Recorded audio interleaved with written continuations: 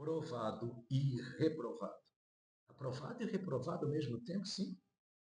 Aprovado sob o olhar da fé, sobre a ótica de Deus, mas reprovado sobre o olhar do mundo sem Deus, ou então também sobre o olhar da mera religiosidade. Nós estamos na 10ª reflexão da nossa série em 2 Coríntios. Nessa 10ª reflexão, nosso texto é 2 Coríntios, capítulo 6, versículo 3 ao versículo 10.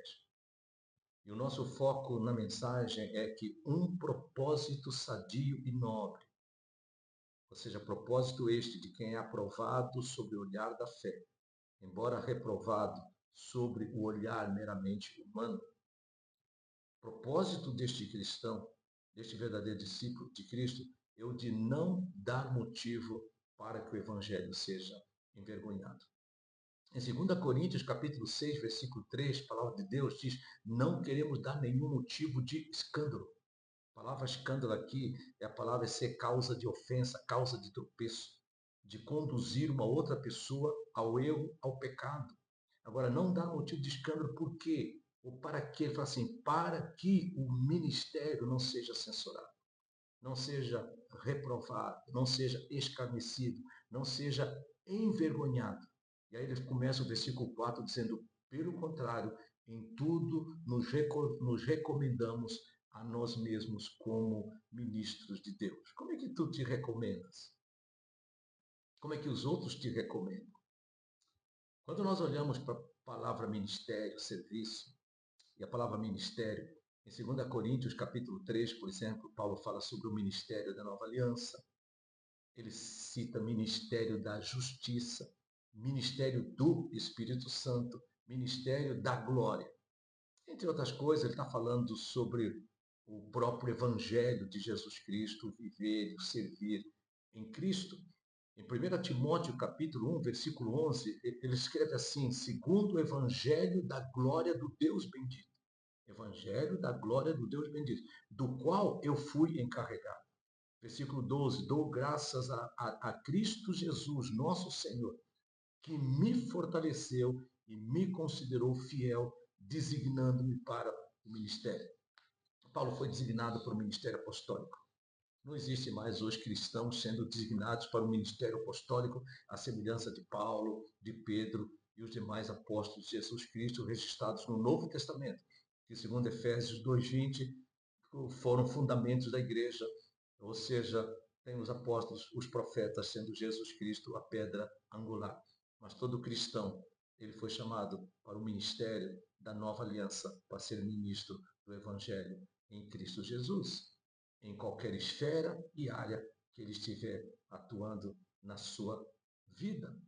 E nesse contexto, ele tem a responsabilidade de não ser motivo de escândalo. Nesse contexto, em todo o seu viver em Cristo, não ser motivo de escândalo para que o evangelho de Cristo não seja envergonhado, não seja censurado.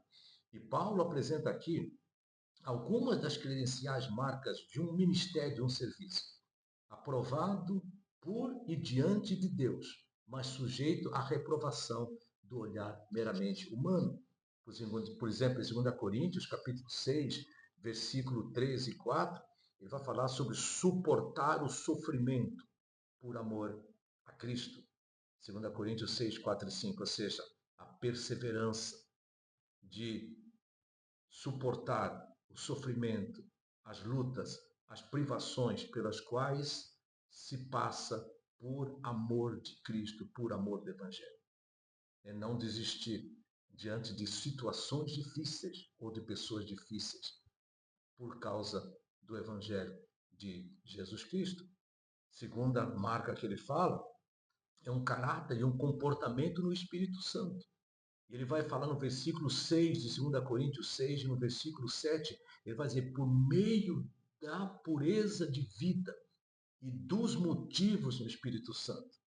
Motivações e vida pura, conduzida pelo Espírito Santo. Mas, ao mesmo tempo, é a pessoa que usa dos recursos divinos na batalha pela fé. E ele vai falar na palavra da verdade, age no poder de Deus, age com as armas da justiça, ou seja, nos recursos espirituais que Deus lhe concede. Recursos esses que estão descritos na palavra de Deus, no próprio livro de Coríntios. Nós temos lá Efésios capítulo 6, versículo 10 e seguinte. Em 2 Coríntios capítulo 10, ele vai citar isso também, no versículo 3 a 5. Ele fala assim, que embora nós estejamos vivendo neste mundo, as nossas armas não são armas carnais, mas são armas espirituais, ou seja, Deus nos dá recursos para sermos vitoriosos na batalha espiritual. E aí, concluindo o esboço, conforme o Senhor fala dessa mensagem, o esboço incompleto, você vai encontrar o texto no site paroalvo.com. Nem sempre pode ser que encontres hoje ou amanhã, mas breve estará no site paroalvo.com. Então, na conclusão, eu quero citar 2 Coríntios capítulo 6, versículo 8 até o versículo 10. Tem aí uma série de paradoxos, antíteses, que ressaltam o contraste entre o ponto de vista deste mundo e o ponto de vista do mundo vindouro. O contraste que é aquilo que é sobre a ótica meramente humana, ou aquilo que é visto pela ótica de Deus. Por exemplo, Jesus Cristo, na ótica de Deus, ele ouviu do Pai o testemunho: este é o meu filho amado, em quem me compraz. Ele ouviu de Pedro: tu és o Cristo, o Filho do Deus vivo. Pedro, tendo a sua mente, o seu conhecimento iluminado pelo alto, pelo Espírito, ele ouviu de Pedro mais tarde, em nome dos discípulos: tu tens as palavras da vida eterna, reconhecendo que verdadeiramente ele é o Messias, o Filho de Deus. Mas o mesmo Jesus ouviu de religiosos, né? que ele andava, que ele era amigo dos pecadores, andava com comilões e beberrões. Ouviu que ele estava blasfemando, ouviu que ele agia no poder de Belzebu, o príncipe dos demônios, ou seja, Jesus Cristo, na ótica de Deus, aprovado. Na ótica de um mundo sem Deus, ou da mera religião, ele também foi reprovado. E no versículo 6, versículo 8, Paulo fala que há pessoas que, sob o olhar humano, na ótica meramente humano, por mais que o cristão seja fiel, sério com Deus, vai dizer que ele vive por desonra, por infâmia, que ele é enganador, como alguém desconhecido, vai vê-lo como se estivesse morrendo, como castigado, como entristecido, como pobre, nada tendo. Em outras palavras, reprovado. Mas na ótica de Deus, esse mesmo cristão, do ponto de vista da fé, aquela pessoa que verdadeiramente é madura em Cristo Jesus, ele vai ser avaliado como tendo honra, boa fama, sendo verdadeiro, sendo bem conhecido, vivo, não morto, alegre, enriquecendo a muitos, possuindo tudo debaixo da graça de Deus. Então, nós precisamos refletir seriamente que o fato de sermos aprovados na perspectiva humana, ou sermos aprovados meramente na perspectiva religiosa, cuidado, se na perspectiva e na ótica de Deus nós não estivermos sendo reprovados. Mas se nós somos reprovados na perspectiva da ótica humana, meramente na perspectiva religiosa, mas formos aprovados na ótica de Deus, a palavra de Deus vai dizer: bem-aventurados que nós somos. Então, a grande e eterna questão que o verdadeiro cristão deve considerar, com temor e tremor, é: qual o veredito do Senhor Jesus Cristo ao seu respeito, ao teu respeito?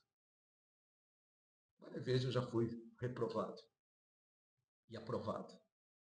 A grande questão é a ótica de quem? Um forte abraço para ti.